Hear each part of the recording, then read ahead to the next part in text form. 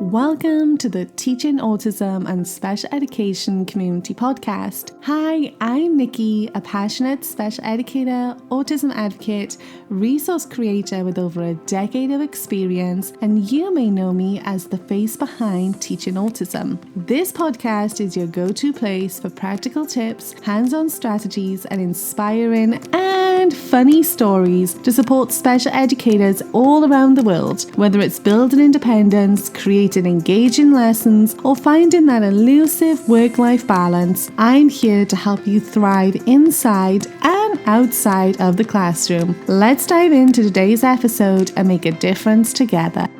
Hey friends, and welcome back to the Teaching Autism and Special Education podcast.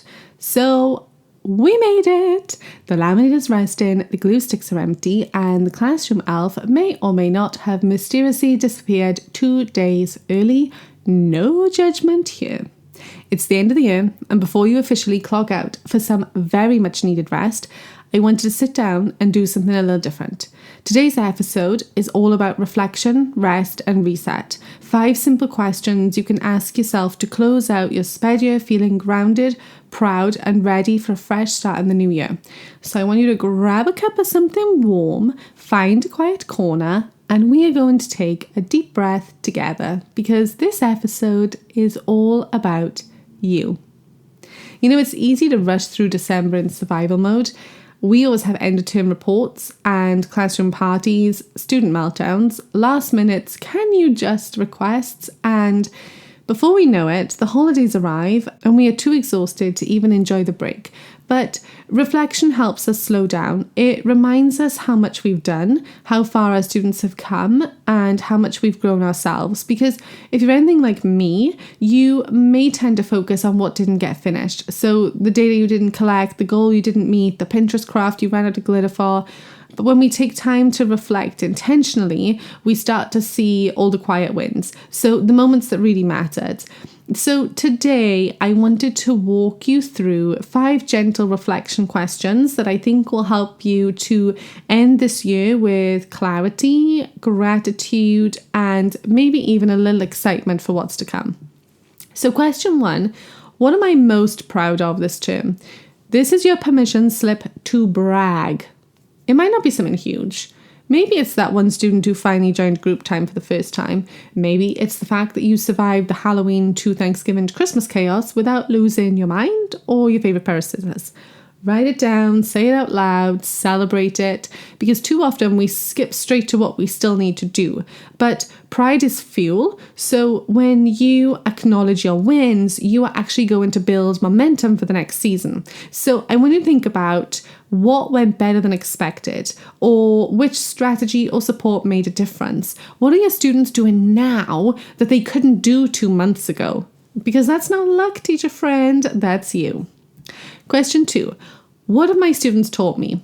I think one of my favourite parts of teaching special education is just how much our students teach us, because they teach us patience, they teach us flexibility, they teach us that communication is not just words, it's body language and sounds and gestures and even silence. So I want you to pause and think, what did your students teach you this year? Maybe one student reminded you that progress isn't linear. Maybe another student showed you how powerful calm energy can be in a moment of chaos. Maybe you learned that laughter is the most underrated classroom strategy. Because when we reflect on what our students have given us, it's going to help us to show up next term with even more empathy and perspective. Question 3. What can I let go of? This one's big. Every term, we carry around things that weigh us down, routines that don't really work anymore, guilt over things we didn't finish, expectations that were never realistic in the first place. So before the new year starts, I want you to ask yourself, what can I release? Maybe it's the need for perfect data. Maybe it's comparing yourself to other classrooms. Maybe it's getting off TikTok.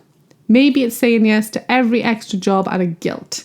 Maybe it's accepting that a Pinterest perfect classroom is just a crazy online dream that doesn't really exist.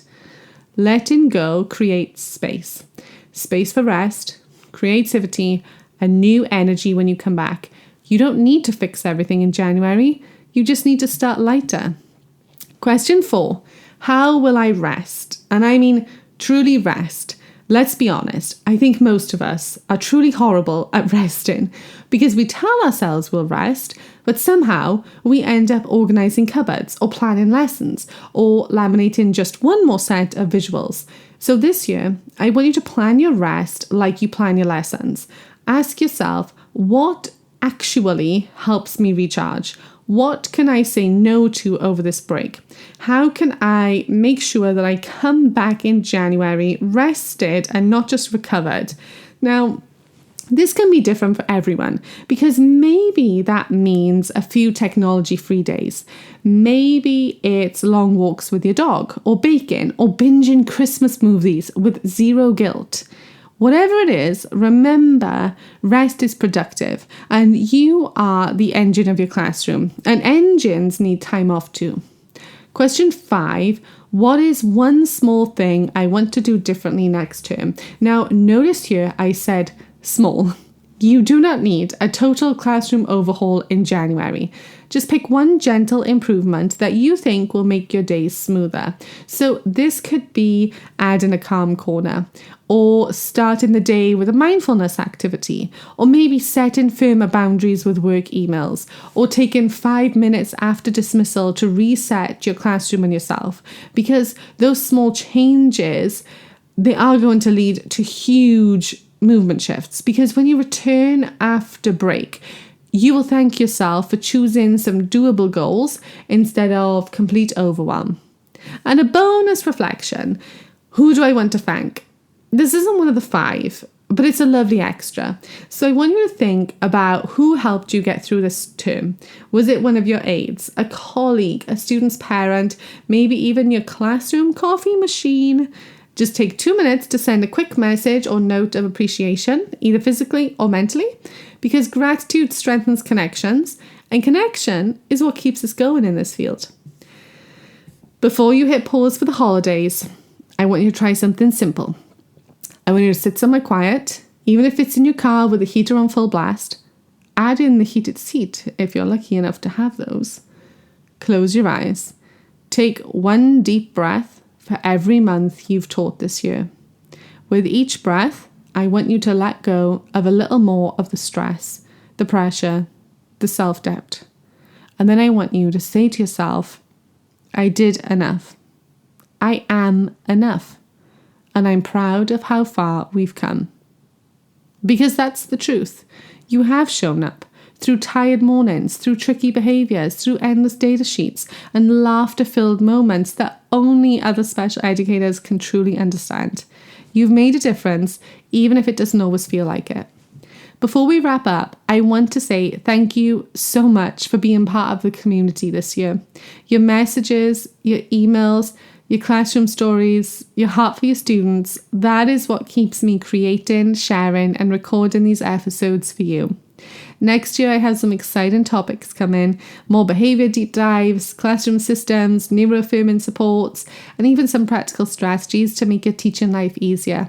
But for now, step away from the laminator, friend. Put your feet up. Eat something that's not from the staff room biscuit tin and give yourself permission to rest. Don't end the year with a to-do list. You just need to end it with a deep breath, a grateful heart, and a reminder that what you're doing truly matters so much. Your students are lucky to have you, and I'm so grateful that you chose to spend your time here with me today. So, Nikki's orders, go rest, reflect, reset, and I'll see you in the new year, recharged, refreshed, and ready to make more magic.